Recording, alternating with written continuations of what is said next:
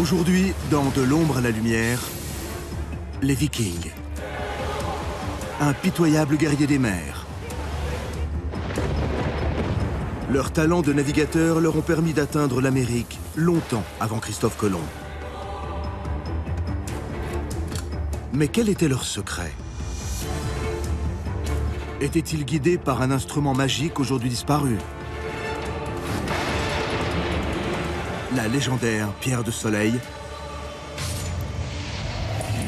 Mais d'abord, une mystérieuse relique. Vénérée par les Incas pour son pouvoir mystique. Protégée par un ordre de moines guerriers.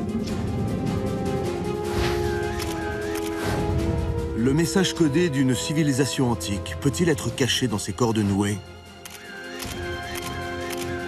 C'est comme si les esprits des Incas nous parlaient d'outre-tombe.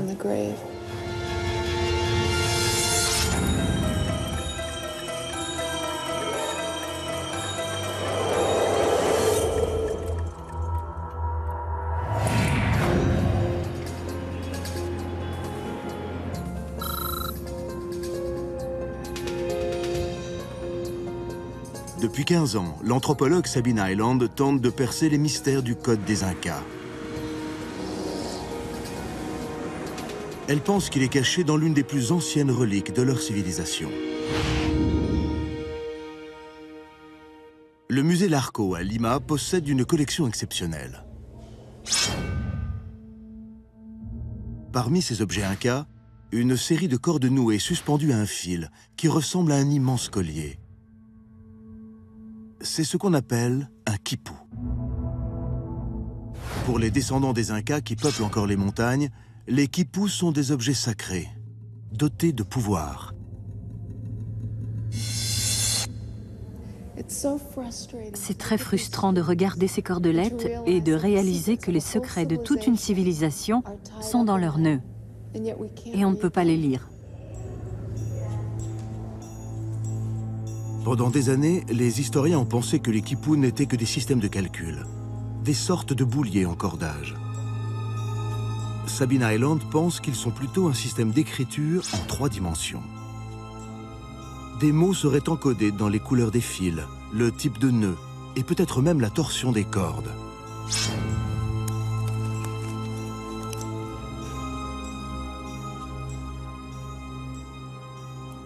Regardez, c'est magnifique.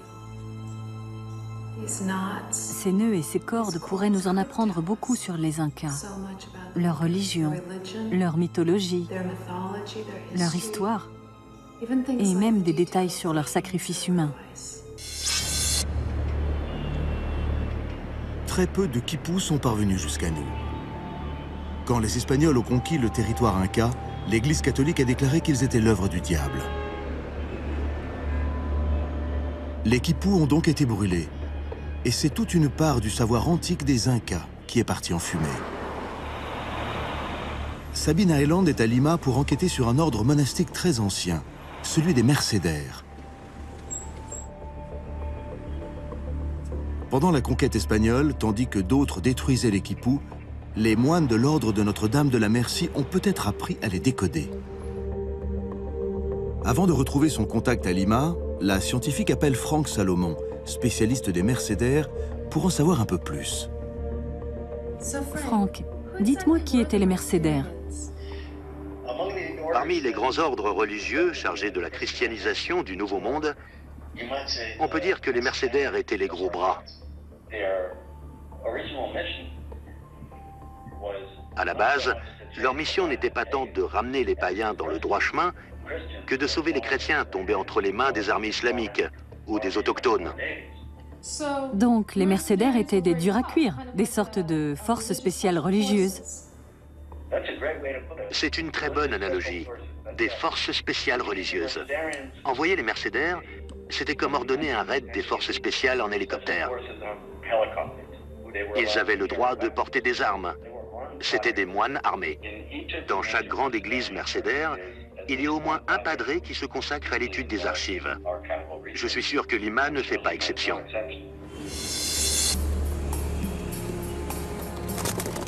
Les Mercédaires ont encore un monastère à Lima. Au XVIe siècle, ils étaient très actifs au Pérou. Loin du contrôle de Rome, ils ont commencé à prendre quelques libertés. Ils ne suivaient pas toujours les règles officielles du catholicisme. Beaucoup auraient même eu des enfants avec des péruviennes. Ils avaient le droit de tuer et protégeaient farouchement leur indépendance. Ils étaient aussi très proches des Incas, dont ils avaient appris la langue et la culture. Sabina Eland poursuit son enquête dans l'église Notre-Dame de la Miséricorde, dans l'une des rues les plus passantes de Lima. À l'époque, le roi d'Espagne Philippe II avait menacé de démanteler cet ordre de moines guerriers indisciplinés, à moins qu'il ne s'amende. Aujourd'hui, il reste un petit nombre de mercédaires réformés.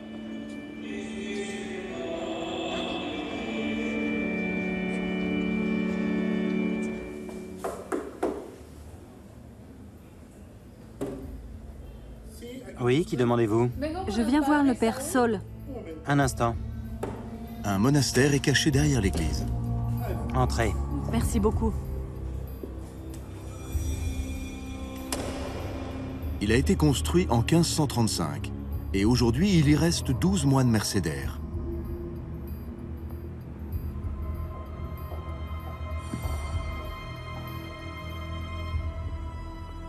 Le père Saul, gardien des archives du monastère, a bien voulu rencontrer Sabina Eland. Il connaît bien les quipus et peut raconter les scènes dont ses confrères ont été les témoins autrefois.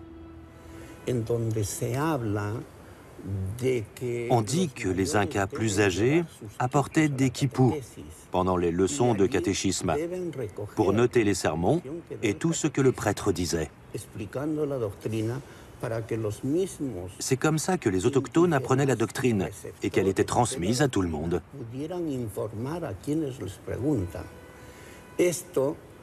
Ça prouverait que les quipus ne donnent pas juste des chiffres, mais sont aussi des documents conceptuels et littéraires.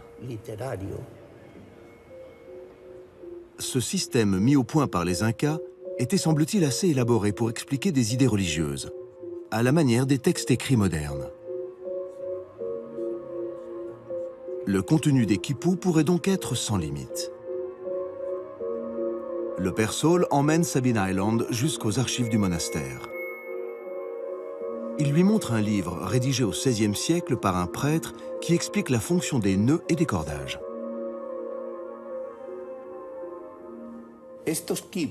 Ces quipus étaient un système de nouage. Avec ces nœuds, ils racontaient les événements de leur époque et décrivaient chaque souverain inca avec le nombre d'enfants qu'il avait, s'il était bon ou mauvais, courageux ou lâche, qui il avait épousé et quelle terre il avait conquise.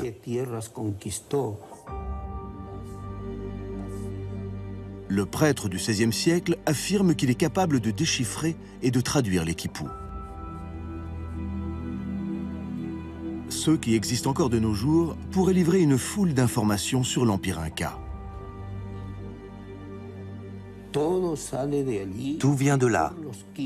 Et en étudiant les quipus, j'ai pu les comprendre et connaître les secrets et le passé de ce royaume.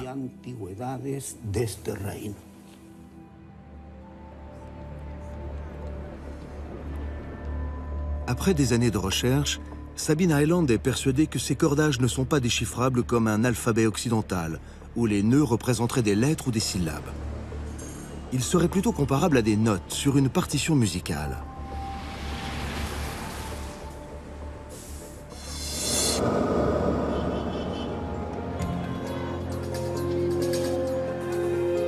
L'anthropologue se lance sur une nouvelle piste. Franck Salomon lui a parlé d'un quipu très ancien, encore utilisé dans un petit village.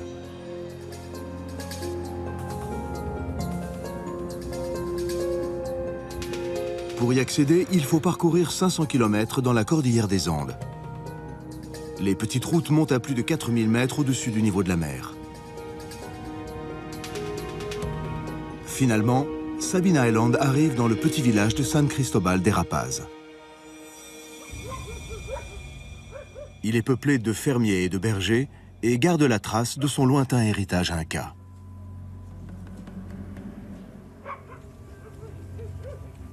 Bonjour. Le quipu du village est toujours utilisé pour les rituels religieux. C'est un objet sacré, et peu d'étrangers ont eu le privilège de le voir. Les anciens du village ont accepté de laisser la scientifique entrer dans l'enceinte où il est entreposé depuis des siècles. C'est ici. Vous allez pouvoir le regarder. Je vais soulever la couverture. Voilà le quipu. C'est incroyable. C'est la plus grande collection de quipus du monde. C'est absolument exceptionnel. Et ce qui est le plus précieux, c'est qu'il est conservé et entretenu par cette communauté indienne. Et pas parce qu'un étranger est venu leur dire de le garder. Presque tous les autres quipus qu'on a dans le monde sont dans des musées ou des collections privées. Mais celui-ci est toujours sacré aux yeux des gens qui l'ont créé. Pour les Indiens des Andes, un quipu est bien plus qu'une relique. Il a aussi des pouvoirs extraordinaires. Les quipus sont comme un centre de commande ou un ordinateur. Ils contrôlent tout. Les animaux, les gens. À l'époque des Incas, les Tchaskis couraient pour porter les quipus d'un village à l'autre. Il n'y avait pas encore de stylo et de papier. Les gens utilisaient les nœuds. Chaque nœud avait une signification. Vous savez ce qu'il signifie, celui-là? Non, on ne sait pas le lire. D'accord. C'est drôle parce qu'ils ne peuvent pas interpréter ce quipu. Et pourtant, il pourrait contenir plus de 1500 informations. Mais on ne sait pas les déchiffrer. Imaginez si on pouvait percer ce code. Ce serait incroyable.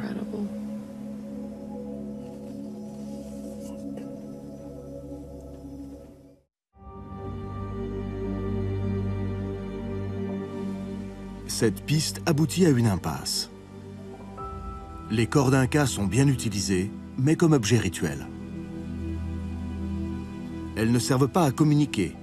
Si les villageois vénèrent leur pouvoir mystique, ils ne savent pas ce qu'elles racontent. Dans ce village, les quipus sont au centre de la vie religieuse. C'est comme si les gens d'ici nous disaient que la communication elle-même est sacrée. Elle appartient au domaine des dieux et pas juste à celui des humains. Les cordes très complexes de San Cristobal des Rapaz restent muettes. Pour l'instant, impossible de savoir ce qu'elles disent des Incas. Pour les déchiffrer, Sabine Island a besoin de trouver un quipu associé à un texte espagnol. Elle pourrait ainsi en déduire le système d'encodage.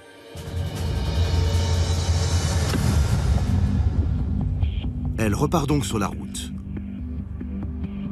On lui a parlé d'une vieille église coloniale dans un village andin encore plus reculé.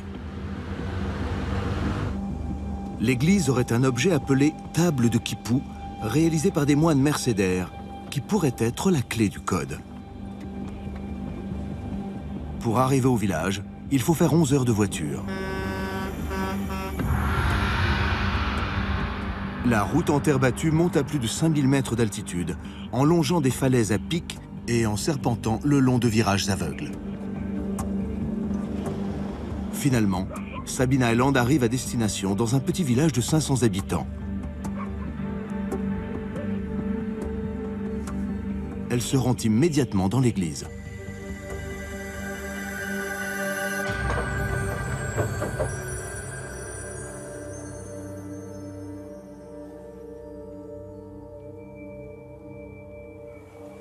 Excusez-moi, Oui, on m'a dit qu'il y avait une table de quipu dans cette église. un quipu? Ça ne me dit rien. C'est comme une planche avec des cordelettes dessus. Des petites ficelles sur le côté? C'est ça. Oui, il y en a un. Ah oui? Et vous savez où il est? Venez, je vais vous montrer.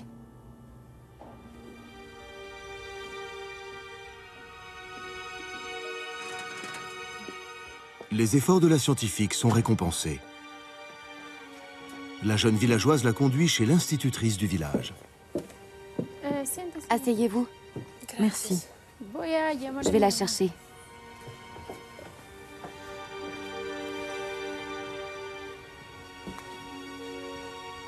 L'institutrice a conscience de l'importance de cette relique et l'a toujours soigneusement cachée, jusqu'à aujourd'hui.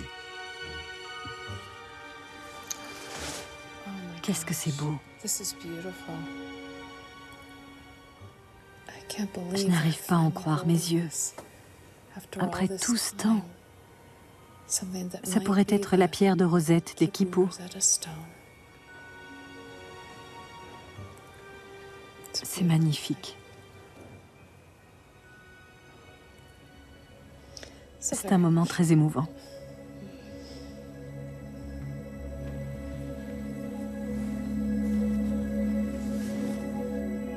La table contient des colonnes de cordelettes, chacune nouée différemment. Et juste à côté, des mots et des phrases en espagnol.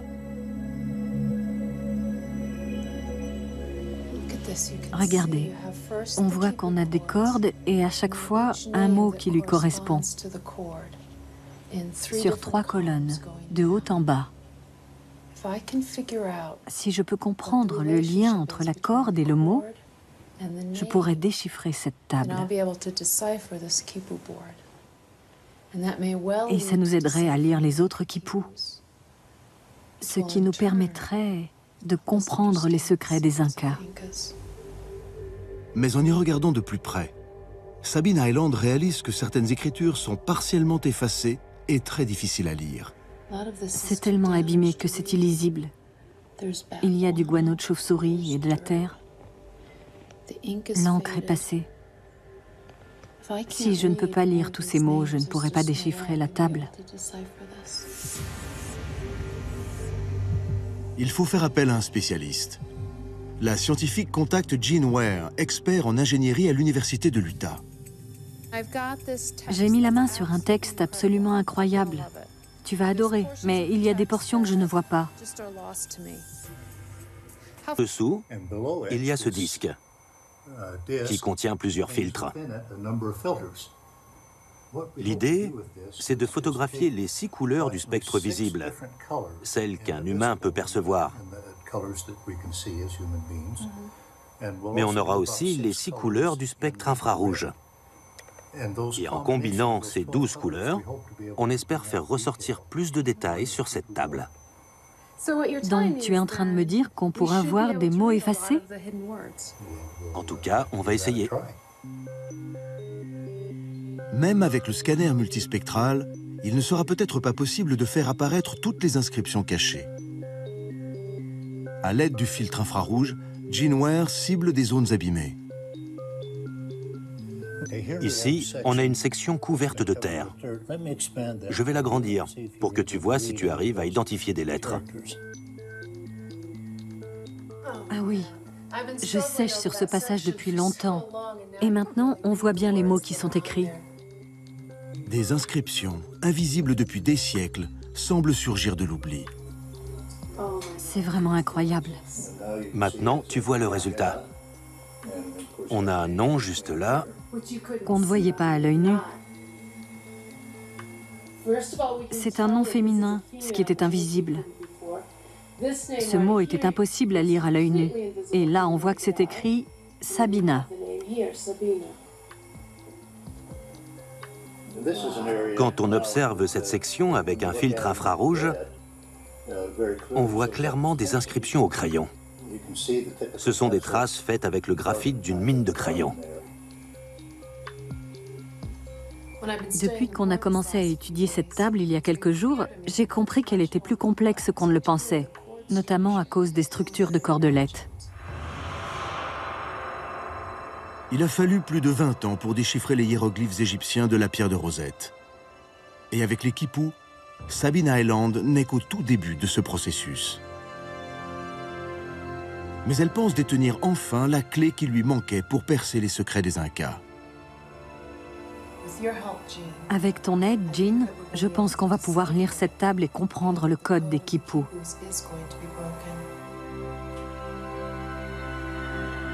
Pour la première fois, l'histoire de l'Empire Inca pourrait être racontée non par les envahisseurs espagnols ou les historiens modernes, mais par les Incas eux-mêmes.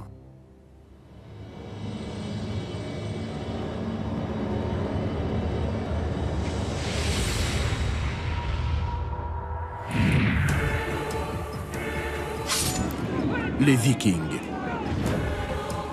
Des guerriers scandinaves qui faisaient régner la terreur sur les mers. Considérés comme des barbares sanguinaires, c'étaient avant tout de grands marins qui ont mis le pied en Amérique bien avant Christophe Colomb. Les historiens ignorent toujours comment ils ont fait. Leur saga raconte qu'ils croyaient au pouvoir de cristaux magiques. Selon la légende, ces pierres ont guidé les Vikings sur les mers.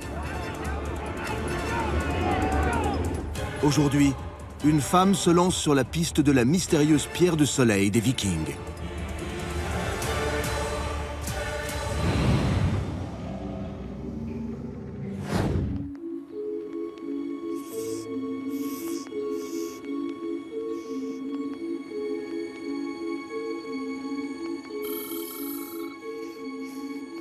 Depuis des années, Suzanne Akesson tente de comprendre comment les oiseaux migrateurs se repèrent pour parcourir de longues distances.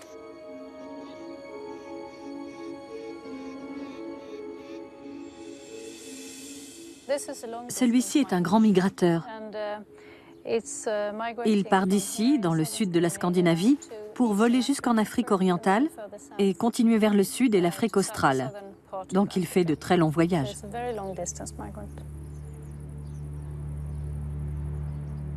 Suzanne Akesson est elle-même d'origine viking.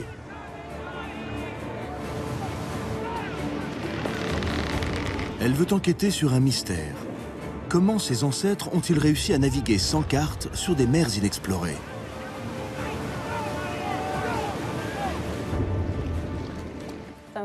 Je suis fascinée par leur histoire, leur mode de vie et les techniques de navigation. Ils faisaient de très longs voyages et revenaient toujours à bon port. Donc on se demande comment ils s'orientaient.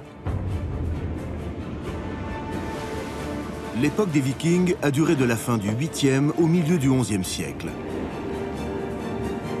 C'étaient les guerriers les plus redoutés du haut Moyen-Âge.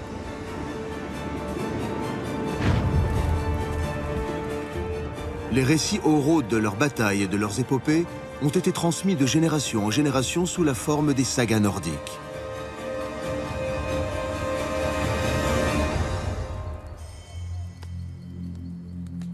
L'une d'elles, la saga de Saint Olaf, donne un indice étonnant sur la manière dont ils allaient jusqu'aux frontières du monde connu.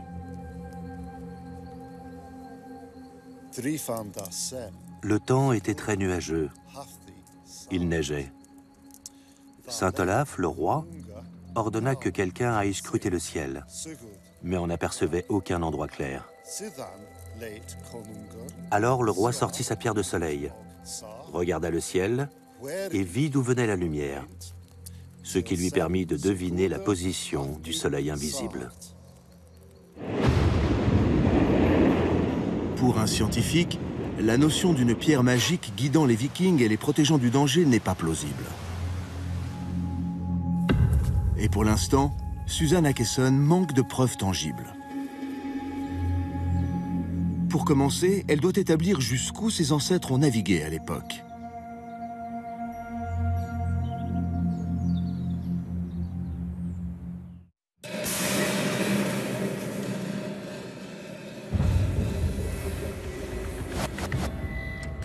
Elle part vers l'ouest, sur l'Øresund-bron, le plus long pont routier d'Europe entre la Suède et le Danemark.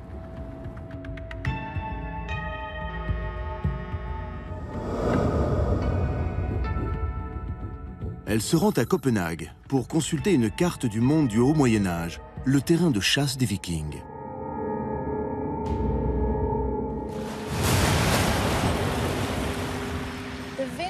Je crois que les Vikings utilisaient la carte du Vinland. Mais en fait, je n'en sais pas grand-chose. René Larsen, de l'Académie royale danoise des beaux-arts, est l'un des plus grands spécialistes de l'histoire et de l'interprétation de la carte du Vinland. Bonjour René. Enchantée. Enchanté. Que pouvez-vous me dire sur la carte du Vinland? Certains experts considèrent que cette carte est un faux. Mais pour René Larsen, l'analyse du parchemin et de l'encre prouve que le document date du début du XVe siècle. Une chose est sûre, les Vikings avaient disparu depuis longtemps. Ça veut dire que ce n'est pas une carte viking et qu'elle a été faite après? Oui. Elle a été dessinée 400 ans après l'époque des Vikings, mais cette partie de l'Atlantique Nord, avec l'Islande et le Groenland, est basée sur les connaissances des Vikings. Comment sait-on que c'est basé sur leurs connaissances? Parce que ça fait référence à ce que disent les sagas. Ça y fait référence. Oui. Et les noms mentionnés sur la carte sont aussi dans les sagas. Les sagas nordiques et la carte du Vinland évoquent des raids vikings sur des villes aussi lointaines que Constantinople et Jérusalem.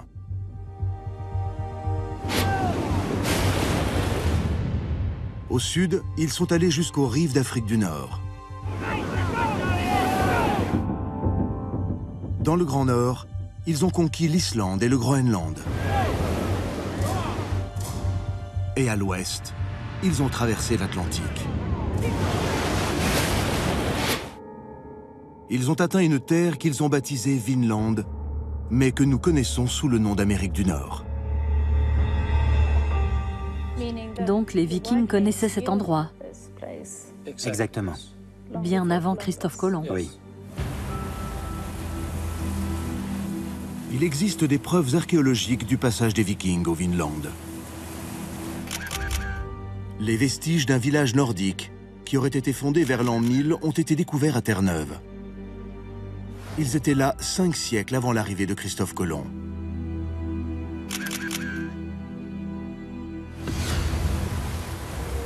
Ce qui intrigue Susanne Akesson, c'est comment les marins nordiques ont réussi à faire des milliers de kilomètres à travers les eaux déchaînées de l'Atlantique Nord.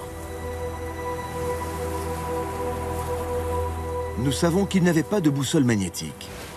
Mais la thèse d'un instrument appelé pierre de soleil est-elle crédible?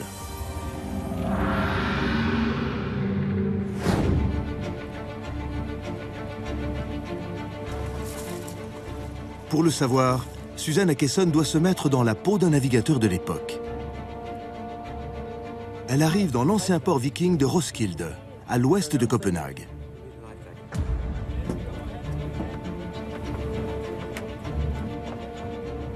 Elle va faire un tour sur une réplique du bateau le plus sophistiqué et le plus redoutable du Haut Moyen-Âge.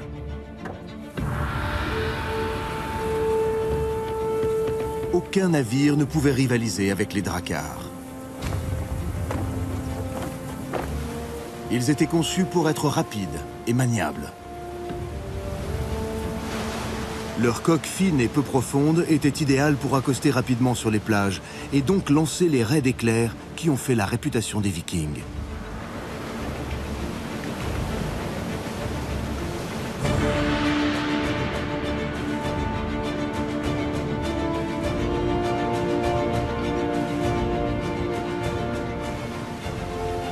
Esben Jessen connaît parfaitement ce drakkar, baptisé Lothar. Il était là pour son voyage inaugural en 2000. Comme ce bateau fait 26 tonnes de plus, ses mouvements sont très lents. On le met sous le vent, et dès qu'on voit l'avant de la voile claquer, on le change de position pour revenir sous le vent, la voile gonflée. C'est facile, on s'ajuste.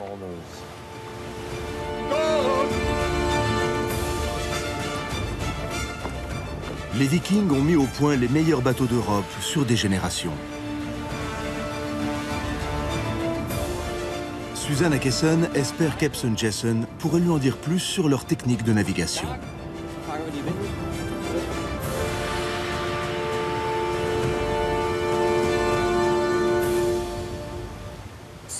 Les Vikings devaient avoir confiance en eux. Ils savaient que quand ils partaient sur l'océan, ils pourraient rentrer chez eux. Oui, ils n'étaient pas stupides.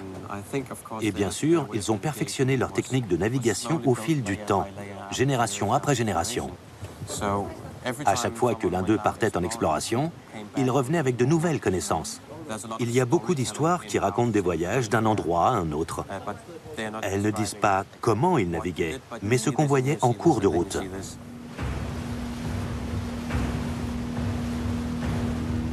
La tradition voulait que les chefs vikings soient inhumés avec leurs dracars, entourés de leurs biens les plus précieux. Pourtant, dans les fosses funéraires, on n'a rien retrouvé ressemblant à la fameuse pierre de soleil. En revanche, il y avait d'autres objets intrigants. Voilà une boussole cadran solaire. On l'a utilisée avec ce bateau pour aller de Roskilde à Édimbourg, en Écosse. C'était notre boussole. Vous voyez, il y a un petit clou qui dépasse au milieu et fait une ombre. Le matin, quand le soleil est encore bas à l'horizon, l'ombre est très longue. Plus il monte dans le ciel, jusqu'à midi, plus l'ombre raccourcit. À midi, elle est là. Ensuite, quand le soleil se couche en fin de journée, l'ombre rallonge de nouveau. Comment fait-on pour naviguer? On oriente le bout de l'ombre. Oui, la pointe de l'ombre doit toucher la ligne tracée sur le disque en bois. Vous voulez essayer? Oui. Et puis je la lève. Oui. Je tourne par là. Je touche la ligne avec la pointe de l'ombre. Exactement. Je dirais que le nord est dans cette direction. Vérifions si la boussole magnétique moderne dit la même chose. Parfait. À l'époque, les mers du Nord étaient déjà très dangereuses, à cause des tempêtes, du brouillard et plus généralement du mauvais temps.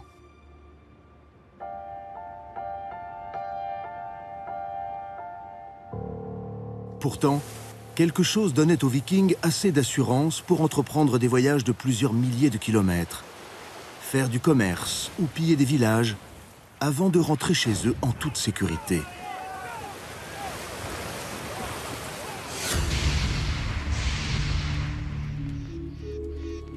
Pour pister les oiseaux migrateurs, Susan Akeson peut compter sur la technologie radio et satellite.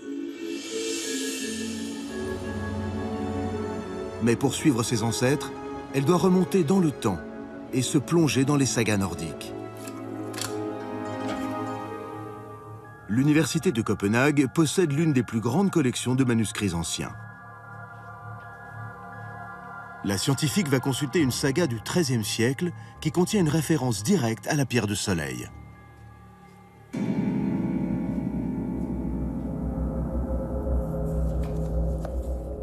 La saga de Saint Olaf est écrite en vieux norrois, une langue morte depuis très longtemps. Pour espérer la déchiffrer et récolter des indices, Susan Akeson a demandé l'aide de deux spécialistes, Matthew Driscoll et Annette Lassen. C'est dans ce texte qu'un passage parle de la pierre de soleil. Je vais demander à Annette de nous le lire.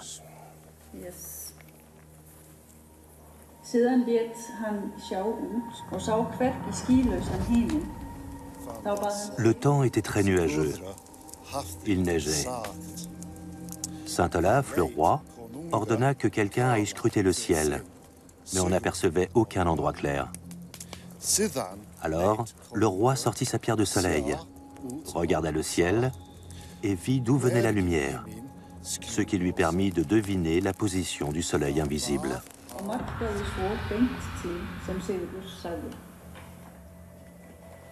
La référence est claire. La saga parle de l'utilité de la pierre de soleil comme outil de navigation, mais sans donner de détails sur sa nature même.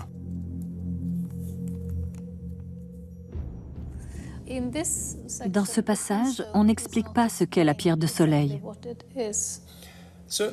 Oui, dans cet extrait, l'auteur de la saga écrit juste « Le roi sortit sa pierre de soleil ». C'est un peu comme si on disait aujourd'hui et il sortit son téléphone portable. C'est un objet qui devait être familier à l'époque. Cela signifie aussi que les gens connaissaient le mot Solarstern, même s'ils ne savaient pas ce que c'était exactement. Ils devaient juste se dire que c'était un objet qui servait à localiser le Soleil. Pourtant, l'interprétation des textes nordiques demande quelques précautions. Je dois préciser que dans les sagas islandaises, on croise toutes sortes de pierres magiques. Certaines font référence à des pierres dans lesquelles on pourrait lire l'avenir. Des sortes de boules de cristal, si vous voulez. D'autres récits nordiques pourraient être plus instructifs. Dans la littérature en vieux norrois, il y a une dizaine de références à un objet appelé pierre de soleil. On a par exemple une des sagas des évêques qui dit « L'évêque possédait une pierre de soleil et elle lui fut dérobée. Mais les voleurs la jetèrent inconscients de sa valeur. » Mais on ne dit pas à quoi elle servait et pourquoi elle avait de la valeur. Seulement que c'était un objet très précieux. Donc j'ai bien peur qu'on ne soit pas plus avancé sur la véritable nature de ces pierres de soleil. Les sagas laissent penser que les Vikings naviguaient en se fiant à la position du soleil. Ils pensaient qu'une pierre dotée de pouvoirs magiques pouvait servir à le localiser, même quand il était caché par la couverture nuageuse. C'est une légende fascinante, mais l'enquête scientifique est de retour à la case départ.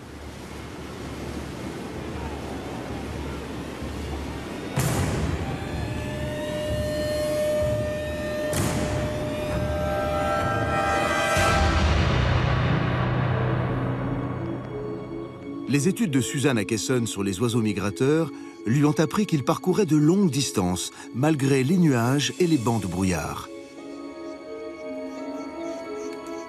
Peut-il y avoir un lien entre les aptitudes des oiseaux et les talents de navigateurs des Vikings ?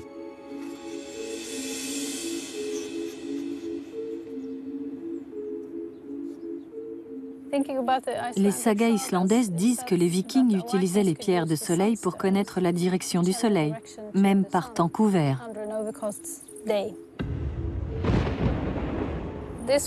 Ça ressemble beaucoup à ce que les oiseaux savent faire. Ils peuvent repérer le soleil en s'aidant de la lumière polarisée, même quand il y a des nuages. Nous, on ne le voit pas, mais les oiseaux aussi.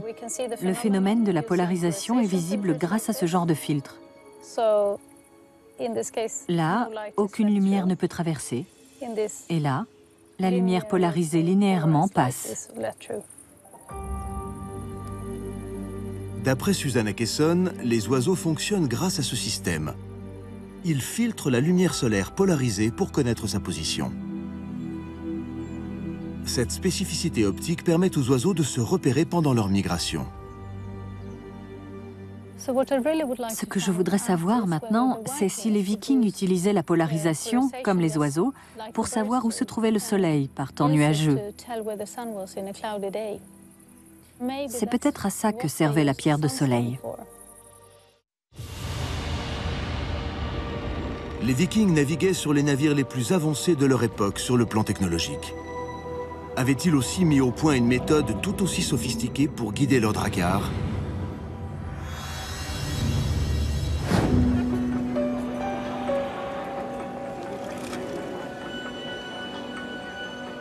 Étape suivante de l'enquête, le Muséum d'histoire naturelle du Danemark.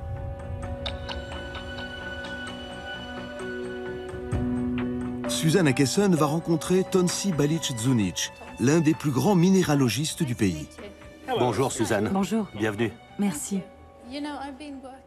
Il s'agit de savoir si des minéraux translucides pourraient avoir les mêmes propriétés que le filtre polarisant. On peut se demander s'il y a quelque chose dans la nature où on pourrait voir ce phénomène. Et la réponse est oui. Je vais vous montrer le meilleur exemple. Voici un morceau de calcite du spat d'Islande. Le minéralogiste montre le comportement étonnant du spat d'Islande quand la lumière traverse le cristal. Regardez ce qui se passe. Quand je fais tourner le cristal, on constate un phénomène intéressant. Vous voyez les deux images. Il y en a une qui reste en place et l'autre qui tourne. Ah oui. Le secret réside dans une propriété physique appelée biréfringence, une double réfraction de la lumière à travers ce type de cristal.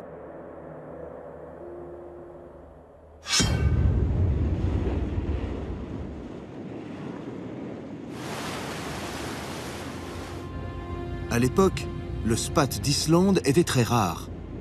On en trouvait dans une seule région du territoire des Vikings. Dans cette salle, il y a quelque chose qui vient d'Islande et que je veux vous montrer. D'accord. Tous les cristaux de cette vitrine viennent du même endroit. Si la calcite, ou spat d'Islande comme on l'appelle, était utilisée par les Vikings, elle devait venir d'Islande. D'accord. Vous pensez que les Vikings la connaissaient? Ils avaient colonisé l'Islande. Donc à partir de ce moment-là, ils ont très bien pu en trouver. Tonsi Balic Zunic pense que les Vikings ont pu découvrir les étranges qualités optiques de ces cristaux. Donc on est peut-être devant la pierre de soleil des Vikings. Oui, c'est possible. Pourquoi pas? C'est extraordinaire de se dire que longtemps avant les travaux scientifiques sur la calcite, des gens savaient déjà l'utiliser et comprendre ce phénomène.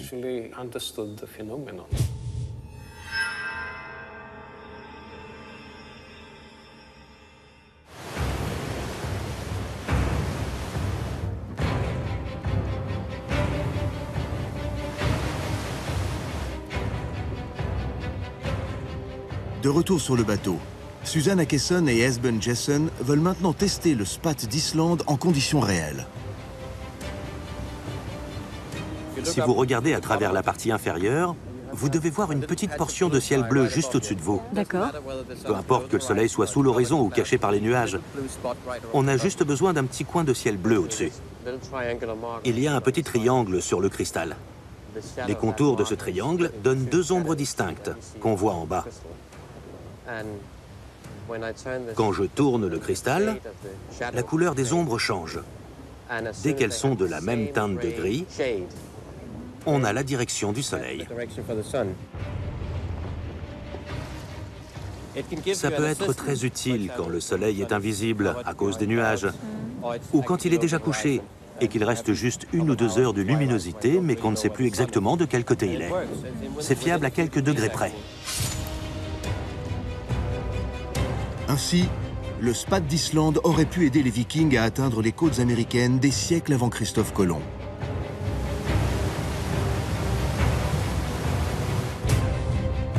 Mais on ne sait toujours pas si c'est bien la légendaire pierre de soleil. Tout le monde discute pour savoir ce qu'était ce cristal. Et personne ne peut répondre avec certitude. Tant que les archéologues n'auront pas exhumé l'un de ces objets, dans un drakkar funéraire ou un ancien village, le mystère restera entier sur la nature et les pouvoirs de la pierre de soleil.